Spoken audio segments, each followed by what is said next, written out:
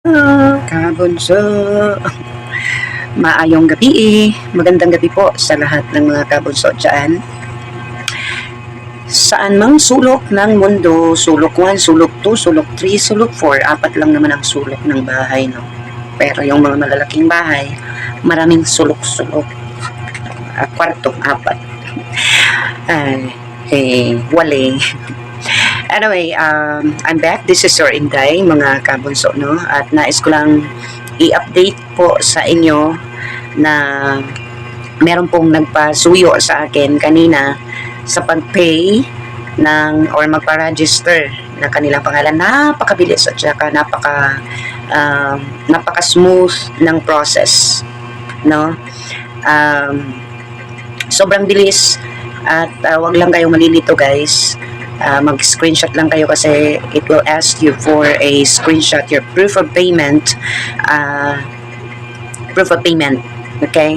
So, kanina, si Tita Esperanza Navarrete, one of my members sa Team Layas Mix Molino Solid Supporters, nagpasuyo siya sa akin kanina na magpa-register. So, ginawa ko, in-register ko siya at napakabilis talaga, guys, no? Enter mo lang yung first name, last name, at saka yung middle name, at saka yung last name. And then right after that, you need to input like the cell phone number na pwede kang i-notify and email address. I-input mo doon at saka pipili ka kung anong mode of payment, either GCash or bank transfer. So GCash ang ginamit ko kanina, and then after clicking the link, ma-route ka po sa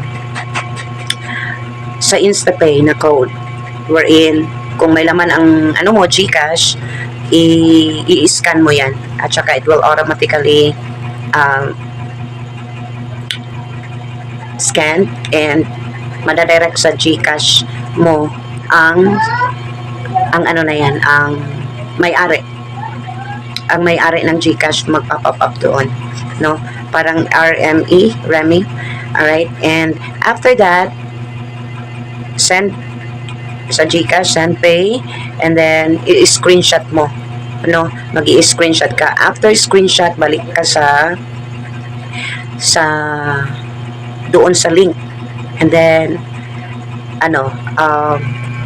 i-upload niyo po ang inyong in-screenshot na mode of payment or proof of payment. Mas maganda, guys, kapag dalawa ang cellphone mo, pero ang sa akin computer ang gamit ko, guys, so napakabilis lang talaga, no? Computer ang gamit ko, napakabilis mag-process. After mag-send ng payment, screenshot ko, tapos balik ako sa computer, in-upload ko ang aking proof of payment. Then after, submit. So submit, ito po ang mangyayari after submitting. Ayan po, after submitting, ito po ang mangyayari. Mapupunta ka po sa page na to after submit. So we have received your registration. Insert the information here. Save the link below where you can use to edit your registration up until the registration closing date. So, pwede pa daw ma-edit yan. So, meaning to say, pero hindi na kasi after that, after kung maano niyan, naka-receive agad ako ng email galing po sa management stating, ito po yung email. Okay. And ito, cheers with Migs Molino, Mrs. Esperanza Navarrete. So, ayan. Ito po yung email. Nakasaad from JC Production Team. See you there, mga kabunso. So, yun lang. Napaka-simple siya, guys. At, mabilis ang proseso talaga. Mas maganda kung magpo-process kayo, dalawa ang phone ninyo para hindi kayo pabalik-balik at hindi, kasi link yan kapag mag-exit kayo, babalik na naman kayo. So, mas maganda talaga kapag dalawa. Yung sa akin, walang kahirap-hirap kasi I'm using my computer here to process the reservation. And then nagbukas din po ako ng dalawang browser. Mabilis lang kasi separate yung dalawa ang emails ko dito guys, email sa trabaho ko at saka email sa personal kong email. So binuksan ko, personal email ang ginamit ko, kaya dito siya na yung email from JC Production Team. Greetings from JC Production Team. We are pleased to confirm your non-VIP reservation number, blah blah blah. Mig's Molina birthday and Christmas celebration December 14, 2025 at 4 p.m. Hotel Marciano located in Calamba City, Laguna. I've attached here the vicinity map of the hotel for you to look over. Kindly ensure that you present this confirmation either printed or electronic together with your identification document upon arrival at the hotel. So meaning to say mga kabunso, magdadala talaga tayo ng ID, no, just to confirm. So meaning to say dapat talaga tayo may ID dala papunta doon sa upon arrival sa Hotel Marciano. So it says here na kindly ensure that you present this confirmation either printed or electronic together with identification documents upon arrival. So you need to photocopy or i-xerox nyo guys ang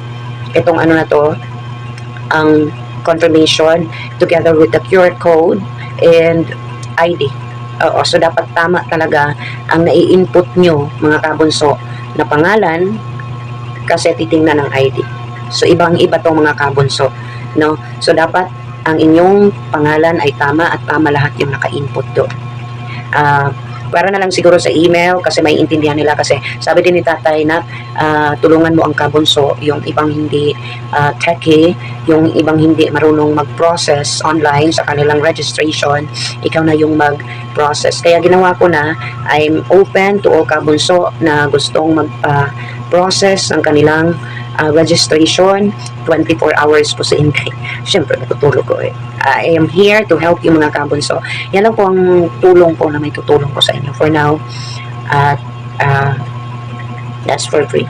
No? So, basta isasend ko lang, mag-PM lang kayo sa akin agad-agad.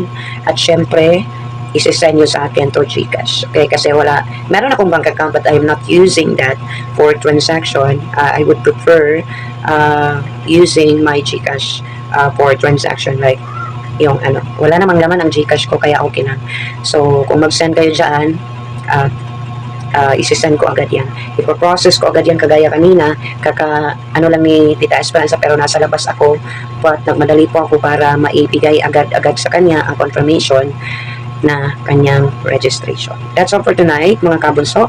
Update po para sa darating na December 14, at sa lahat ng mga kabunso na gustong magpatulong sa kanilang registration, I am here willing to help you guys. Magandang gabi.